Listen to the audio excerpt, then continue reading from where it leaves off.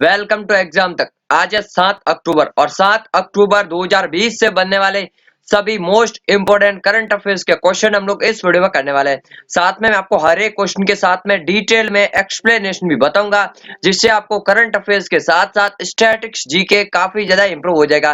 Last में मैं आपसे एक सवाल भी पूछूंगा जिसका आंसर आपको कमेंट बॉक्स में देना है, तो पूरा वीडियो ध्यान से जरूर देखेगा। इसकी क्विज एंड पीडीएफ आपको टेलीग्राम चैनल पर मिल जाएगी, सो ज्वाइन कर लेना, लिंक नीचे डिस्क्रिप्शन में दिया गया। स्टार्ट करते हैं आज का वीडियो। पहला क्वेश्चन कौन सा है? सौर ऊर्जा से चलने वाला पहला एएआई का एयरपोर्ट कौन सा बना है? तो एएआई के अंडर में आने वाला पहला एयरपोर्ट बन गया जो कि सौर ऊर्जा से चलेगा, एंड ये बन गया पुडुचेरी एयरपोर्ट। ये आपको इंपॉर्टेंटली याद रखना।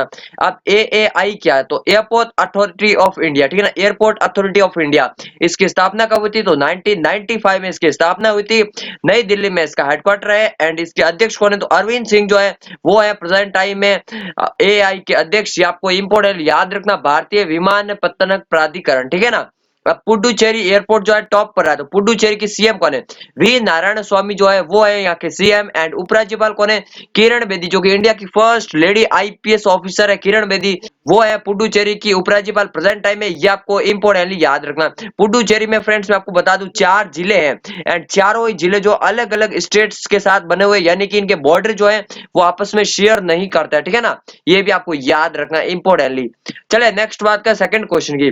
किसने हाल ही में स्मार्ट मिसाइल का सफलतापूर्वक परीक्षण किया है? तो स्मार्ट नामक इस मिसाइल का सफलतापूर्वक परीक्षण किया है हाल ही में डीआरडीओ ने।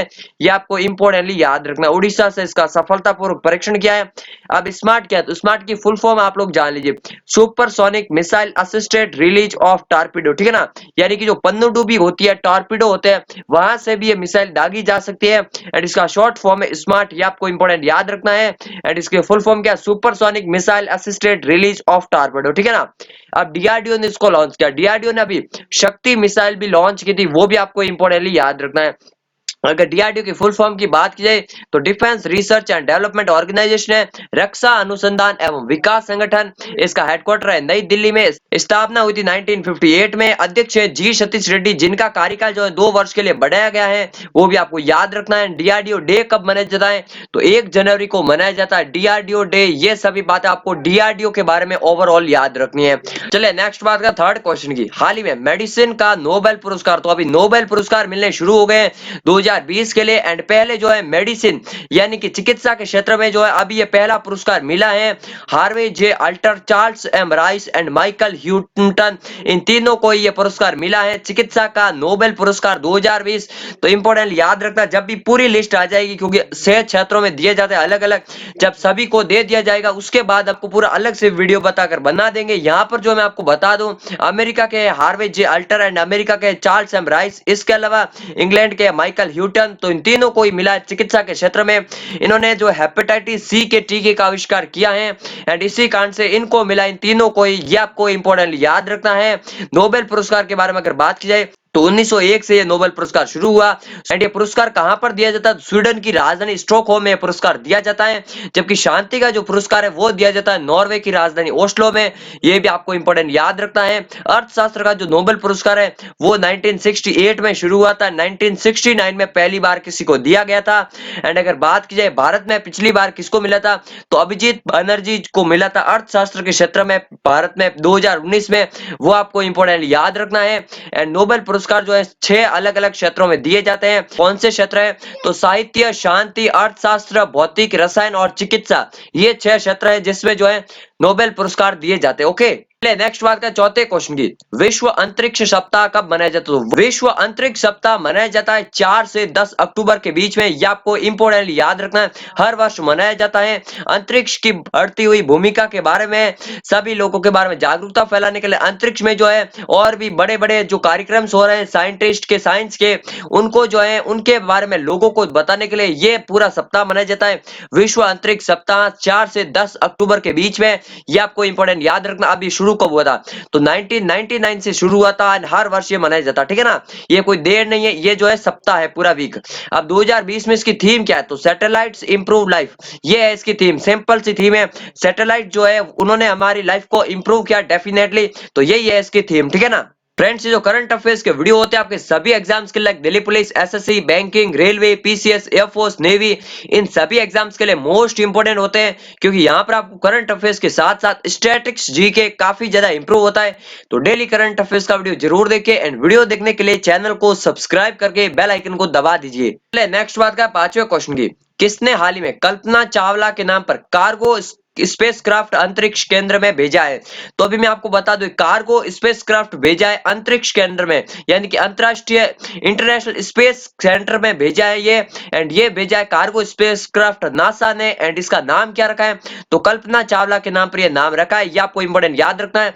कल्पना चावला वही है भारत की पहली महिला अंतरिक्ष यात्री, जो कि वापस आते समय कोलंबिया जो उस जहाज का नाम था, एंड वो जो है वापस आते समय उनका प्लेन क्रैश हो गया था, मतलब जो भी रॉकेट है, ठीक है ना, 2003 में ये हादसा हुआ था। ये आपको इंपोर्टेंटली याद रखना है। कल्पना चावला के बारे में, भारत की पहली महिला थी जो कि अंतरिक्ष में गई थी, ठीक है ना। अब नासा ने ये भेजा है, तो नासा की फुल फॉर्म क्या है?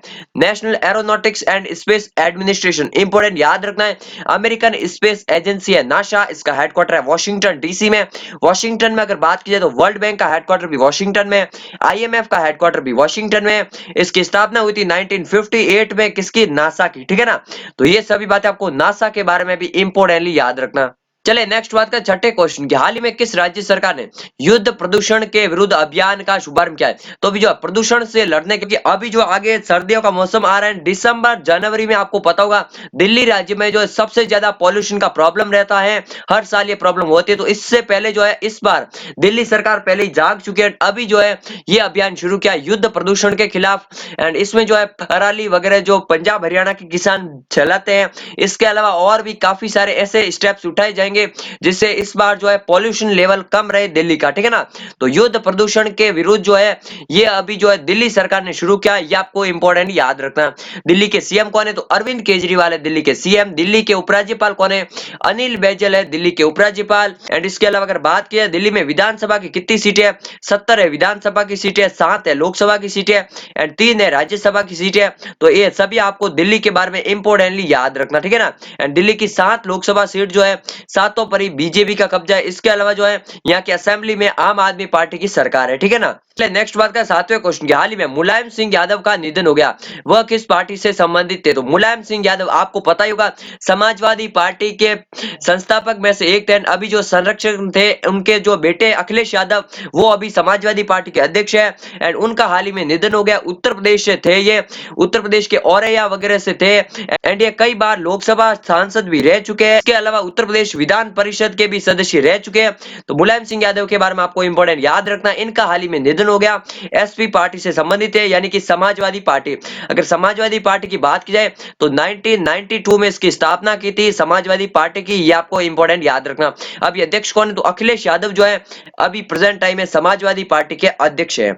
चलिए नेक्स्ट बात का आठवें क्वेश्चन की, हाल ही में किस देश के शासक शबीर अल अहमद का निधन हो गया?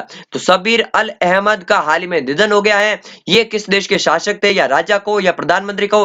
तो कुवैत के ये राजा थे, ये आपको इंपॉर्टेंट याद रखना, एंड शासक थे, ठीक है ना। अभी हाल ही में ये राजा बने थे एंड अभी इनका निधन भी हो गया है, तो इनका नाम आपको याद रखना, शबीर अल अहमद। अब अगर कुवैत की बात है तो कुवैत की राजधानी क्या है? कुवैत सिटी है यहाँ की राजधानी। यहाँ की मुद्रा क्या है? तो कुवैती दिनार जो है वो है यहाँ की मुद्रा, इंपॉर्टेंट याद रखता है। आपको कतर एंड कुवैत में कंफ्यूज नहीं होना, कतर की राजधानी है दोहा एंड कुवैत की राजधानी तो कुवैत सिटी के नाम से है, तो आप यहाँ पर कंफ्यूज होने की कोई गुंजाइश नहीं है, ठीक है ना। कतर में जो है 2022 में फीफा वर्ल्ड कप होने वाला है, एंड कुवैत जो है ये खाड़ी देश है, ये जो है पेट्रोलियम भंडारक देश है बड़ा, ओके। चले नेक्स्ट बात का 9th क्वेश्चन की, किसने हाल ही में discovering the heritage of Assam नामक पुस्तक का विमोचन किया है? तो अभी जो असम राज्य से संबंधित, असम की जो आदिवासी जनजातियां हैं उनसे संबंधित जानकारियों से रिलेटेड ये पुस्तक अभी लॉन्च हुई है, discovering of heritage of Assam, and इस पुस्तक का विमोचन किया है डॉक्टर जितेंद्र सिंह ने, ये जो उत्तर पूर्वी राज्यों के मामलों के मंत्री भी है, इसके अलावा पीएमओ में भी ये मंत्री है, एंड इसका विमोचन किया जितेंद्र सिंह ने। लेकिन इसके लेखक कौन है? तो पद्मा पाणी बोरा जो है वो है इसके लेखक, इंपोर्टेंट याद रखना है। ये जो भारतीय राजस्व सेवा के अधिकारी है एंड इन्होंने यह पुस्तक को लिखा है discovering the heritage of Assam.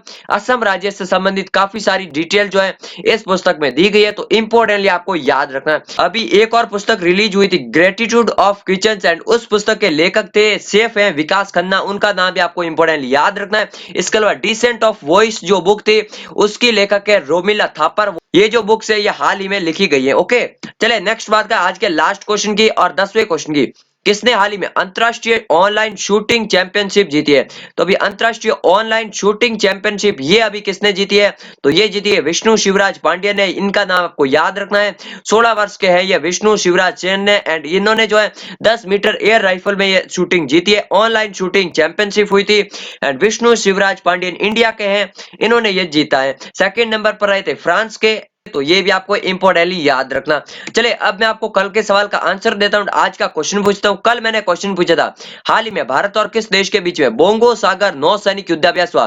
तो बोंगो सागर नौसैनिक युद्धाभ्यास जो है अभी भारत और बांग्लादेश के बीच में हुआ है 5 और 4 अक्टूबर के बीच में एंड ये जो है इंडिया एंड बांग्लादेश की नेवी के बीच में हुआ है, दूसरा संस्करण था, यानी कि ये जो है युद्धाभ्यास अभी शुरू हुआ है लास्ट टाइम ही। इसके अलावा भारत और बांग्लादेश के बीच में जो है संप्रति युद्धाभ्यास होता है आर्मी का, वो आपको इंपॉर्टेंट याद रखना है। अब मैं आपको आज का क्वेश्चन पूछता हूं, आज का क्वेश्चन कौन सा है? प्रधानमंत्री नरेंद्र मोदी ने किस राज्य में स्थित अटल सुरंग का उद्घाटन किया है? अटल सुरंग किस राज्य में है, किस दर्रे में है? पूरी डिटेल जितनी भी पता हो कमेंट बॉक्स में जरूर लिखिए, क्योंकि आपको कमेंट करना बहुत ही ज्यादा जरूरी है। अगर आप लोग कमेंट नहीं करते हैं तो हम सोचते हैं कि वीडियो आपको अच्छा नहीं लगा है, इसलिए कमेंट जरूर कीजिए, वीडियो को लाइक जरूर कीजिए और अपने सभी दोस्तों के साथ शेयर कीजिए, चैनल को सब्सक्राइब जरूर कर लीजिए। मिलते हैं एक नए वीडियो में, तब तक के लिए जय हिंद जय भारत।